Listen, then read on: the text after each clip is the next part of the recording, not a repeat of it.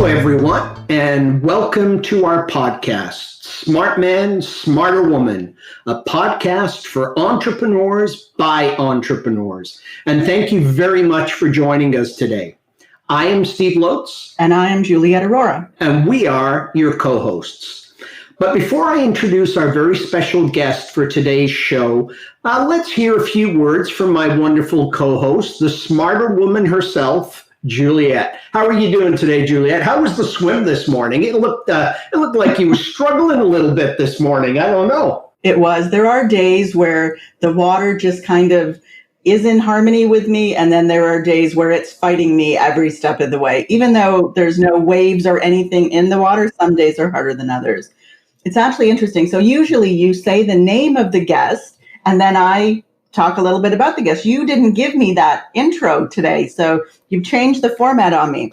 Well, and I got to keep you on your toes, and you said, that you've got to change it up, so I thought that's what I would do. But that's a great analogy, too, that, you were struggling this morning with swimming. Gee, doesn't that just sound like life, right? Yeah. Some days are more of a struggle than other days, Absolutely.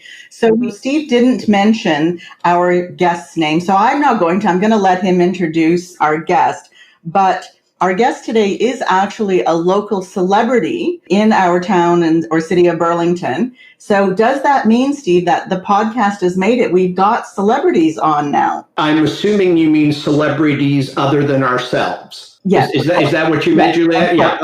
Okay. Yeah. Other than ourselves, yeah. Absolutely. And as we get to talking to Rick, I mentioned to him a fun fact before we started the recording that he is the first guest we've ever had on the show with his own Wikipedia page. So I think that is a big deal, and I'm pretty excited about that. And I didn't even know that until I actually started doing a little bit of research. So I thought that was great. Anyway, the audience doesn't want to listen to you and I just go on and on. So let's get into the episode.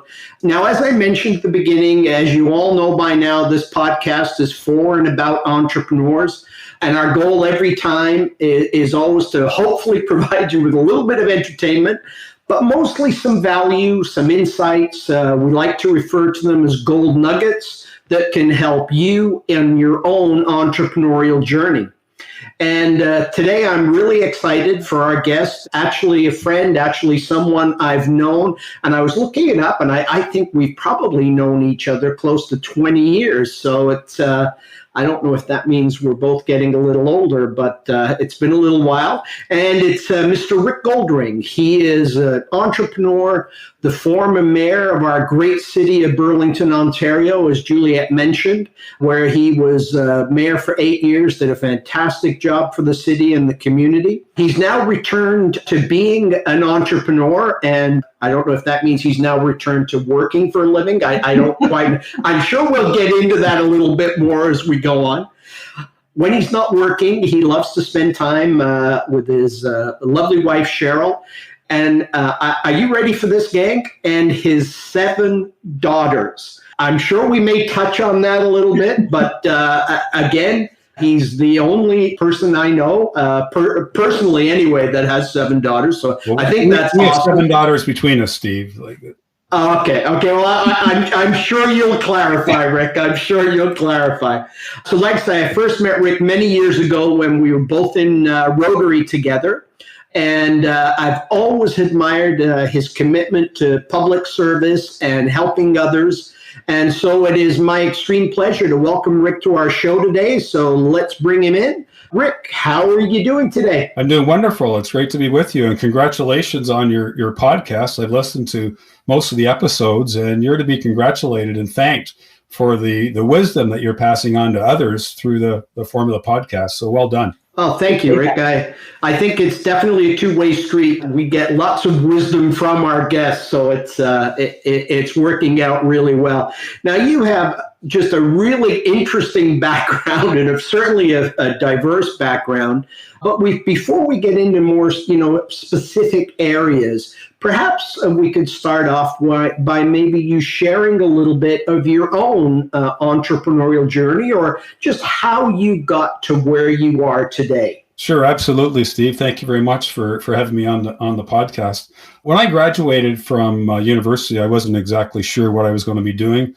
I was recruited by the branch manager for Sun Life Assurance Company in Hamilton, who recruited me to become a life insurance agent with Sun Life. And that very much appealed to me, the opportunity to help others and serve others, all the while having freedom and flexibility in one's lifestyle. So I was inspired by that. And I started in 1979 with Sun Life. And then in the late 80s, early 90s, I decided to focus on retirement income planning. And I really built my business by doing seminars at the Art Gallery of Burlington in the Fireside Lounge. I did 16 seminars a year for probably about 7 or 8 years. Wow. And that really helped me grow my business in a significant way. When I started, very few people were doing seminars. By the end of it, I stopped doing seminars because everybody was doing the same thing. But that was really how I built my business, along with being involved in the community and in the Chamber of Commerce and Rotary and so many different organizations in the city. So that's how I established myself in business. Then in 2006, my career took a little bit of a turn. Would you care to elaborate a little, Rick, on what happened in 2006? Yeah, so what happened in 2006? I've always been interested in politics. As a young kid sitting around the kitchen table with my mom and dad and my sister, we were always talking politics. And so I've always had an interest, always had a great interest. And make a long story short, in 2006, in the federal election, I ran for the Green Party, hoping I would finish third, but I did finish fourth. But there was many people that said to me that I should run for Burlington City Council. And I had thought of it over the years, but never thought it would be logical or practical or rational to pursue. So I did it anyway.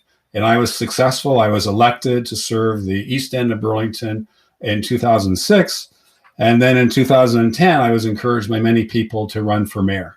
And I ran for mayor in 2010 election. I was successful. I was successful in being reelected in 2014. I knew I wanted to go back into business again. I was hoping I was going to have one more term, but that's not the case. So I got more runway now than I would have had if I had the opportunity to serve another term. So for 12 years, I served my community, for 4 years as a municipal councilor, and for 8 years as mayor of Burlington. That's terrific. And I do have to ask, if, for the entrepreneurs who are listening to our show, who are considering, devoting their time into public service, maybe running for town or city council or beyond, is there any advice you would give them if they're thinking about doing it? Well, I think you have to think very, very carefully about what you're really going to get yourself into if you are successful in being elected. And I don't think it much matters whether you're in Burlington or Toronto or smaller communities across Canada. The service that's required, the number of hours that you have to put in to do the job is quite significant. So to be an entrepreneur is great because you often do have control of your time and control of your activity. But I've seen in so many examples, and mine included, where it was a little bit more than you thought it was going to be. And that's just being a counselor. And it was very difficult to juggle being a counselor as well as maintaining my business. I did not go after new business when I was a counselor. I just focused on the business I had. So entrepreneurs have a lot to offer in serving in public office, but you really have to do your homework and think about it in as logically and rational a way as you can before you decide to take the plunge. I did not know that, and that I guess it makes perfect sense that as a counselor, you are still maintaining your business. I know as mayor, that's a full-time job, but I didn't realize that as a counselor, you were still running your business. And most entrepreneurs have a hard enough time getting any kind of work-life balance just running their business, let alone running their business and also serving the community. So can you tell us how you managed that? You said you didn't bring on any new clients during that time period, which for a lot of businesses is hard to stay in business if you're not bringing in new business. So can you share a little bit about what that looked like for you? Well, I had a great support staff and that was able to fill in for me when I was unable to make meetings with clients. So it was one thing to maintain my asset base or my client base. It was another thing to grow the business, because you need to be flexible when you're meeting with new people. And I wasn't that flexible when I was serving as a counselor. And the vast majority of people who are counselors at the regional level in Burlington, Oakville area, in other areas across Canada, they tend to be full-time counselors. They tend to be. Good to know. Thank you. That's interesting. Yeah. And is there anything that comes to the top of your mind that you learned in politics that has helped you as an entrepreneur? That's a very, very good question, Steve. Anything that has helped me as an entrepreneur, I think, the opportunity to serve the community and meet with so many different people and to meet so many different successful business owners has really helped me in making the transition back into private practice again and working with business owners. I've got an opportunity to see the development industry. I've got an opportunity to see some manufacturing businesses in Burlington and see what goes into that and learn from the successes that some businesses have had in Burlington that I've been particularly close to.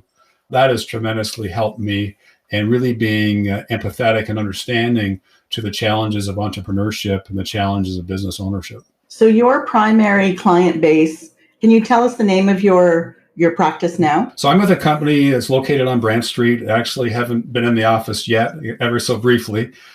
Is the Bay West Group, which is one of the partners in it is another Rotarian that Steve and I know. Anyway, that's where I'm at. I'm on Brant Street, and my focus is on wealth and risk management planning for business owners, including doctors and dentists. That's my focus. I help business owners deal with the questions that they don't have time to deal with, or they just don't think about because they're so busy running their businesses. And listening to your podcast and listening to your guests, you get a good window into the world of an entrepreneur where you have to focus on so many different things: managing of your team, recruiting your team, managing the team, your marketing and your social media presence and your cash flow and the risks that you have to deal with. It's no wonder that business owners really have a challenge in taking the time and getting into the right headspace to deal with the questions that I ask business owners, like, what happens if you die prematurely to your business, to your family? What do you want to have happen? And assuming you live to life expectancy, what does your legacy look like? What do you want to pass on to your family? Do you want to be in a position to see your business continue and be sold to somebody else or carry on in your family? What happens if you get disabled and you can't work? What's the impact on the business and you and your family? And what's the impact if you're diagnosed with a critical illness, like a heart attack or stroke or life-threatening cancer?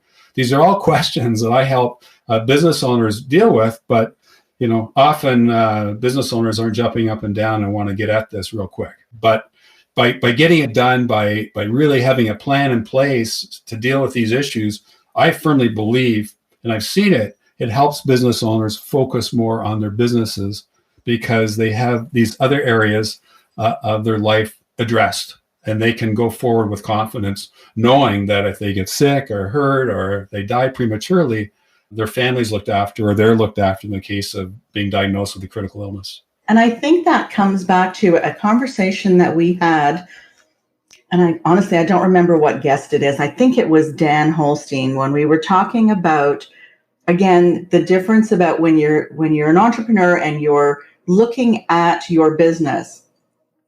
Are you treating it like a business, or are you treating it like a job? So when you go to a job, you don't have to worry about all the things that you've just mentioned. If something happens to you, then does your business keep going? What happens to your team? Whereas as an entrepreneur, if you're viewing it as a business, there are other considerations other than, okay, how do I deliver my product and how do I do my marketing? And especially, I think, with the times that we've been in over the last couple of months, understanding and knowing that there has to be some kind of plan for continuity, both personally and professionally, I think is very important. And so I think that that's maybe one of the things that can help our audience is, if they're thinking, if they haven't thought about this at all for their business, what is a good place for them to start? Yeah, I think the best place to start is to find somebody you're comfortable with and have an introductory meeting to see if there's a fit between the services that the advisor provides and your particular situation.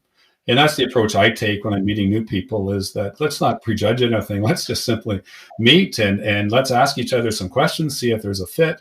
And if we both agree there is a fit, then we discuss what those next steps could be. So it isn't necessarily that you would start someone with, okay, let's get critical illness insurance for you immediately. Or it is very dependent upon what their personal scenario is, that you kind of guide them through that process? Absolutely. And, critical illness insurance is a unique form of insurance, and it has its place.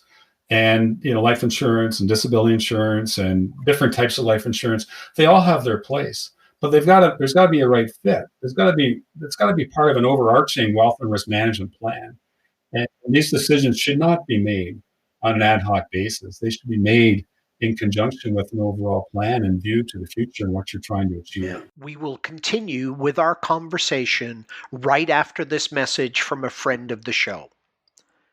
AIS Solutions is an award-winning cloud accounting firm serving small business all across Canada. If you want to migrate to a powerful and effective paperless accounting system and get your financials wherever you are, whenever you want them, then contact AIS Solutions team of trained professionals today at www.aissolutions.ca. And now, back to our conversation.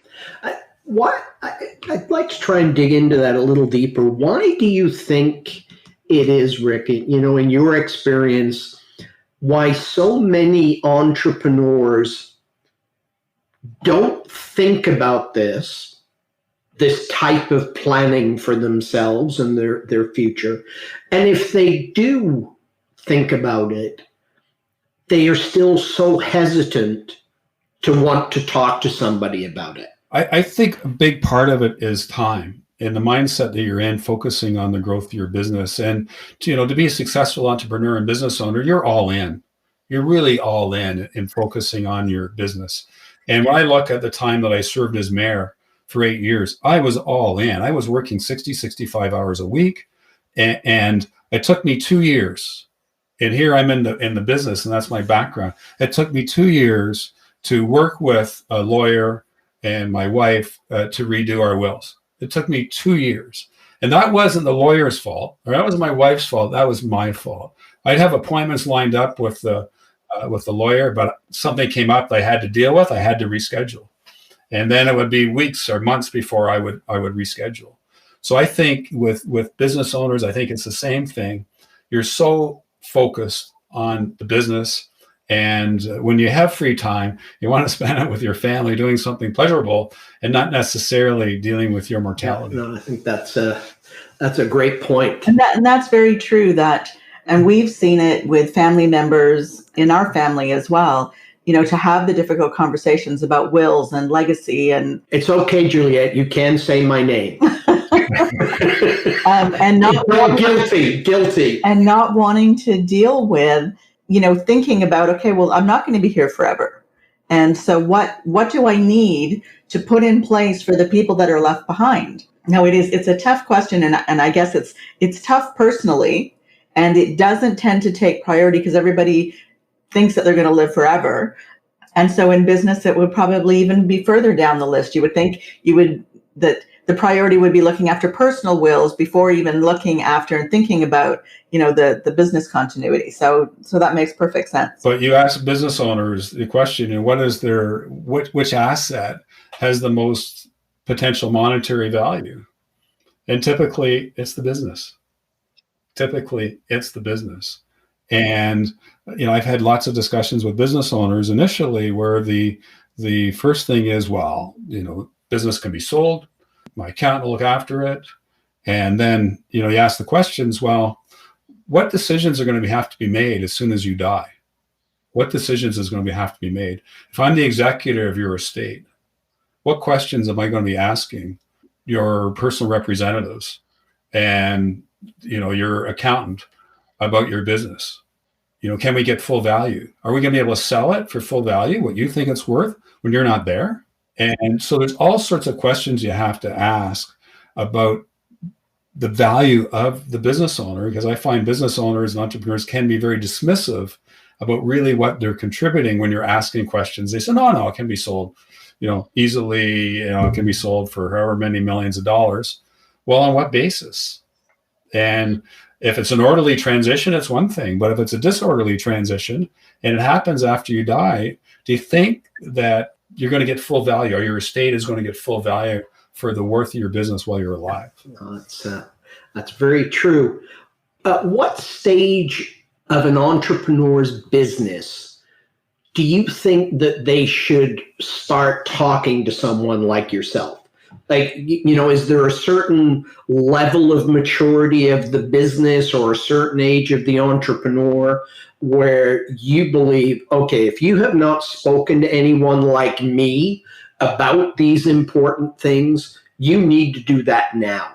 Where would that be? I think to get into the serious long-term estate planning, and I'm not sure if I like that term, but legacy planning, I think it's north of age 40.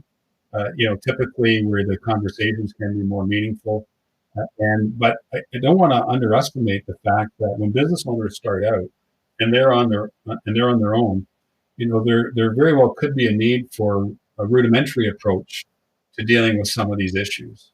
And if there's issues and there's a young family involved, then it makes sense for that business owner to address the risk of premature death in a meaningful way and getting a bunch of cheap term insurance to put into place to cover that risk off, and potentially critical illness insurance or disability insurance, depending on what the circumstances are. But those are just tools, and those are just tools to address some short-term issues. The longer-term issues need more meaningful conversation, and certainly after a business has been in business for a while, has a degree of success, is generating some money and starting to set money aside and retain earnings. I believe that's the time to start having these more meaningful conversations and recognizing, one of your guests that you had on, and I can't remember his name. He's from Hamilton. He was guest number 7 or guest number 8. Vincent. Yes. He talked about, the transition with businesses and the transitions for business owners to retire, to sell their business, to pass their business to the next generation. That's not just a one-off discussion. That's an ongoing discussion. And I think the same thing with what I'm talking about. It's an ongoing discussion. You have to review the situation on a regular basis. You put plans in place, but things change. Businesses grow in value. The capital gains implications upon the sale of a business increases over time. And with the environment we're in, I asked the question of business owners even before COVID-19. Do you think income taxes could go up in the future? Do you think they could go way higher? And with the ever-aging population that we have in this country, the strain that we have on our healthcare system, and I'm not talking about COVID-19 necessarily, but then you factor in COVID-19, do you think the taxes could go way higher? And where is government going to get the taxes from the 90% of the people that don't have any of the 10% that do? True enough. Yeah, absolutely. And that's what we've been thinking as well with all the the subsidies that have come out over the last 2 months. I mean, somebody's got to pay for that. And that's going to be us somewhere down the road. Yeah. Somewhere down the road. Absolutely. Yeah. And it's true. And it concerns me a little that I'm starting to hear some rumblings of, we shouldn't have spent that much money. And yet if I think back just, 8 or 10 short weeks ago, we were in a very different headspace, right? We were in a headspace of fear, of panic, of not knowing what was going on. And we were looking to our government, and anyone who knows me knows that I'm not a fan of big government spending. But, we just wanted to make sure that at that point in time, when we were, and I don't think afraid is too strong of a word, that we were looking to the government to help us. Whatever people need to help us get through this, we'll worry about it later, but just help us now because we need it now. And credit to them. I think they overall did a pretty good job of helping people. certainly better than many, many other places in the world. And so now to hear some of these things that I'm hearing, it disturbs me a little bit, because I don't think those people were thinking that 10 weeks ago.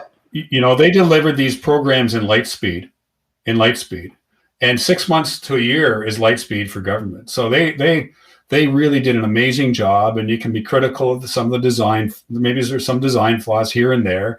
You can certainly always find fault for some of these programs, but they came out with them quick. Yeah. They came out with them very quick and helped the economy sort of stay in a coma, keeping it alive while we're dealing with the illness, dealing with the pandemic and COVID-19, so we can transition back to, and I hate the term, but some degree of new normalcy. Yeah, exactly. Yeah, I think the key there is the new normalcy. Yeah. I would like to change gears a little here.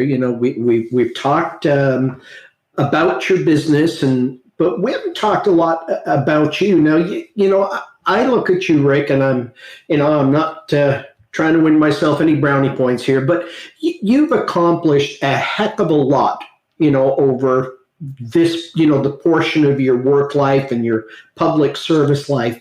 And I don't believe you accomplish those kinds of things and experience those successes without working on yourself, so to speak, like personal development. Because, I think probably when you first became mayor, you maybe didn't know how to be a mayor and had to. It was terrifying, Steve. It was terrifying. You've got to learn on the job, right? Absolutely. So can you share maybe some of the things with our audience that you're a believer in? Like, what do you do to personally develop or professionally develop yourself, your own ability to be able to handle new and bigger tasks ahead? I've invested in myself significantly over the years, tens of thousands of dollars on different personal and professional education programs, including coaching. I did have a coach prior to serving in public office, but when I became mayor, I got a coach because I needed one in the worst way, which was very helpful to a point. And then, the training wheels come off, and I didn't need that sort of support anymore. And now that I'm, in the process of transitioning back into business, and I really didn't become operational until May of 2019, and then March of 2020 comes along and tossed a bit of a curveball. So I have another coach, helping me transition back into the business. But I'm always open to read new books that I haven't heard of, and about personal and professional development, about leadership styles, about being a better advisor, a better listener, being able to serve people better. I'm always open to reading and taking different programs and attending seminars or webinars and learning how I can be a better person and how I can serve people better. I'd like to just kind of hone in on one of the things you said earlier and tied into something you've just said. So when you entered City Council, you said that your focus was on City Council and you had a team in place that kept the business going for you.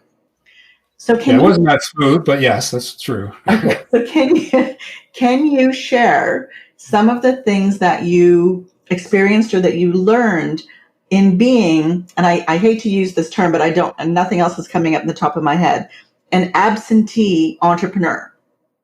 Because usually it is the owner who drives everything and drives all the decision making. With you having to give that responsibility to somebody else in your team, can you share a little bit about some of the things you may have learned in that experience?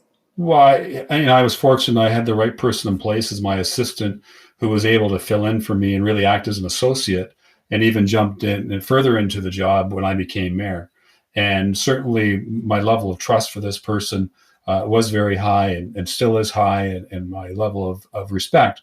But I also knew that they could make some mistakes along the way, and maybe there would be some clients that didn't feel there was a fit with my new associate. That I had to accept that fact that there may be a few people move on and no longer dealt with us. And that happened a couple times, just happened twice. But I believe that I I gave my assistant, became an associate. I gave her free rein to do what she needed to do in her way. And I wasn't breathing down her neck. I didn't have time to. I didn't have time. And being, as I mentioned, becoming a counselor, I was drinking through a fire hose at the very beginning and learning so much. And I think for the first 6 months, I barely made it into my business office. And it was I was pulled in all sorts of different directions. But for me, it was really trusting the person that I put in place to do the job, and not breathing down their neck, and just knowing that things would work out. Excellent. And I think that's difficult for most business owners, is to let go. I mean, you did it out of necessity, but for a lot of entrepreneurs who are trying to scale, or they need to be able to let go and trust whoever they've put in place to look after something without micromanaging. So it's interesting that what you've said kind of supports that as well, that they need to trust and not micromanage. Yeah, if you put people in a place to do a job, you got to let them do the job, and you got to recognize they're not going to do it exactly the way you would.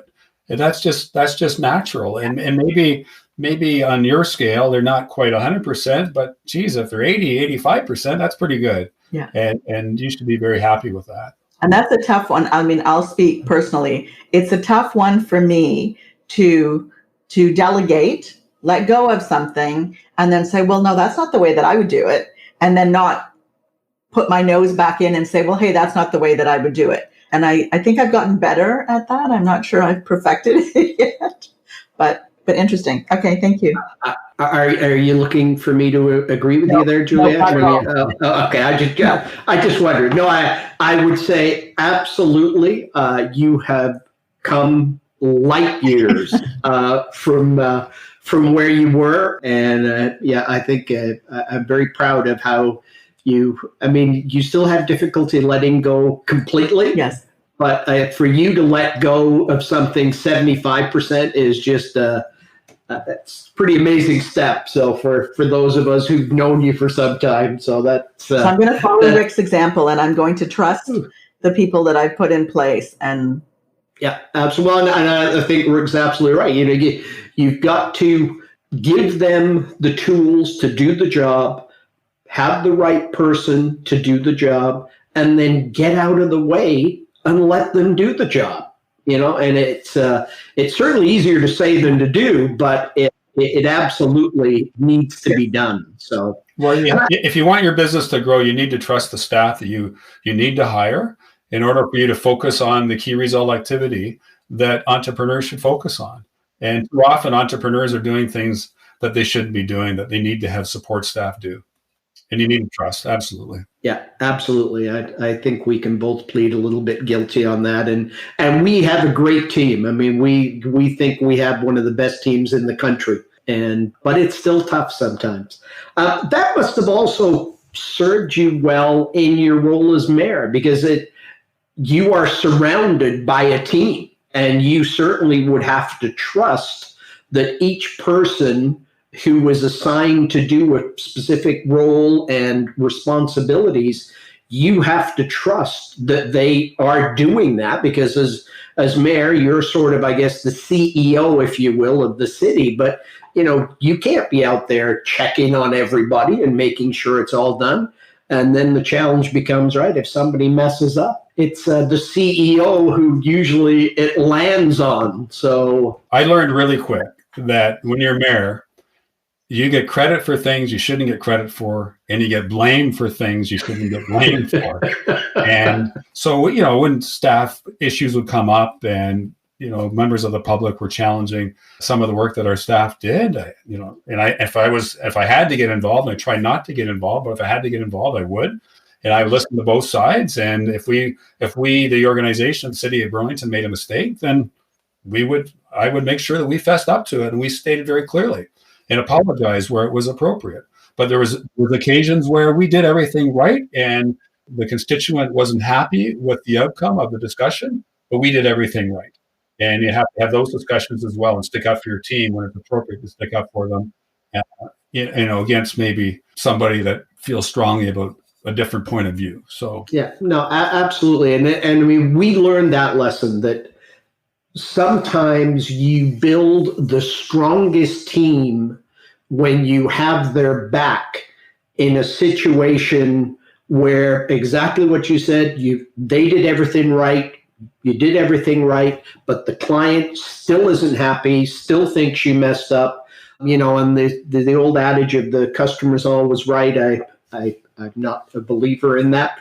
And, by having the back of your team member, they see that, the rest of your team sees that, it builds a better team because then they know that you've got their back no matter what. And if it comes down to firing a client, so be it. It's more difficult to fire a resident. Mind you, I've suggested a couple of people that weren't happy with me, weren't happy with the city, that they should move outside of Burlington. That didn't happen very often. Yeah. Okay. That's great. I like that. Yeah. Firing clients and could you please move from the city? Okay. That brings us to that part of the show where we ask our questions that we ask every guest, and we always get some interesting answers. And I don't think we've had a guest yet give us the same answer to some of these questions. So if you are ready, Rick, we would like to put you on the hot seat, not too hot. And we'd like to ask you our questions. Are you ready? I'm ready. Awesome. So the first question, what one word best defines an entrepreneur? Resiliency. Entrepreneurs have to be resilient. They have to deal with so many different issues. They're like the juggler at the circus that's got the plates at the end of the stick, and you got 20 sticks and 20 plates going at once, and the odd time they fall, you keep going, and you keep going with the 17 that are remaining. And I would say resiliency. Entrepreneurs have to deal so much and adapt and bob and weave. And Good. What profession other than your own would you like to attempt? I already did it. Okay. Okay. I already was mayor, so.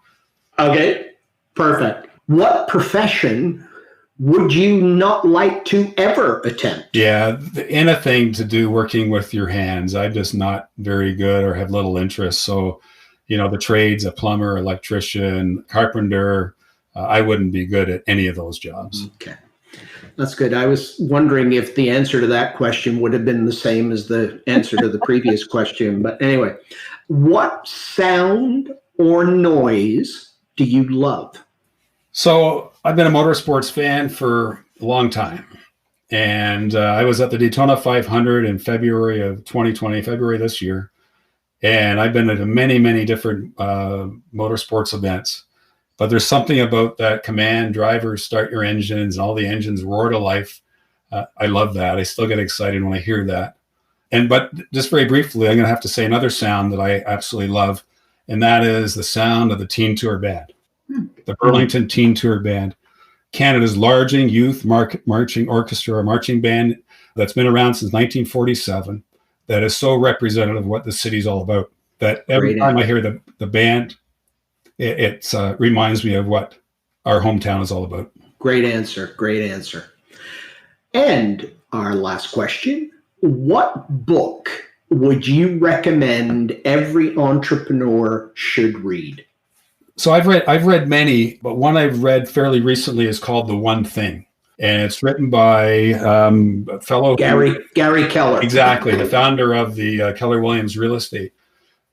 Recognizing as an entrepreneur, you get pulled in so many different directions, and that book gives you the background and the methodology of how to focus on the key result activities that you need to focus on as an entrepreneur. Yeah, it's a great book. It really is. Highly recommend that. It also ties in very nicely if you've ever read Essentialism by Greg McKeown. I have not, but I'll put that on my list. Similar. I think if you like The One Thing, I think you'll probably like Essentialism. That was great job. You missed the question. I did. It just occurred to me. Probably the most important question, particularly for this guest. When your own entrepreneurial journey is completed, what do you hope your legacy is? I believe I would like to see my legacy being the legacy of helping business owners and entrepreneurs create their own legacy, and helping them put them in that position that they can leave a meaningful legacy, whatever it is. And one of the things I didn't mention is the fact that CRA gives us all tremendous advantages of using the tax laws to donate to charity. And I feel strongly, I'm involved with the Canadian Association of Gift Planners and their will planning campaign to encourage people to plan a gift in their will, in their estate plans. And I hope to be helping many people do that over the next number of decades, and helping them make our society, make our communities even better than they are now. Well said, Rick. Well said. And if anyone in our audience would like to reach out and connect with you, what is the best way? And I'll spell the name. Rick, I think everybody gets. Goldring, Goldring. What's the best way for someone to connect with you? So I have all the different social media tools, but the simplest way to get access to me is rickgoldring.com. That's very easy to remember. I did also notice, too, 12,000 followers on Twitter. It helps when you're mayor. Absolutely. And before we conclude and I share my quote, do you have any final thoughts, Rick? Steve, just say thank you very much to you and Juliet for hosting me on the podcast today. Keep it up. I like everything about your podcast. One of my favorites now. There's so much insight and wisdom here, and hopefully I've been able to contribute to a little bit of that today. Thank you, Rick. No, you've been a great guest. What about you, Juliet? Any last words? I found it interesting as to how many parallels there were between entrepreneurship and politics. And I never would have thought that before, but I found that interesting in our conversation. Very good. Okay, and that brings me to my quote for this episode. And I have to admit, I did struggle a little bit on this one because I found two and I couldn't decide which it was going to be. But I have now decided. So here we go. The purpose of life is not to be happy. It is to be useful, to be honorable, to be compassionate, to have it make some difference that you have lived and lived well. Ralph Waldo Emerson. Excellent. And that's it. So thank you very much to our guest. Thanks, Rick. Really appreciate your time and all of the wisdom you shared with us today. Thank you to my awesome co-host. Most importantly, thank you to our audience and for tuning in, giving us a listen. We sincerely hope you found some value in this episode. If you did, please subscribe to the podcast. You can find us on iTunes, Spotify, Google, all the regular places, or you can go to the website, smartwoman.com, and subscribe. You'll get notified each time we upload a new episode. And if you'd like to give us a review, that would be awesome as well. That would be great. So until next time, take good care of yourself and those you love. Bye for now.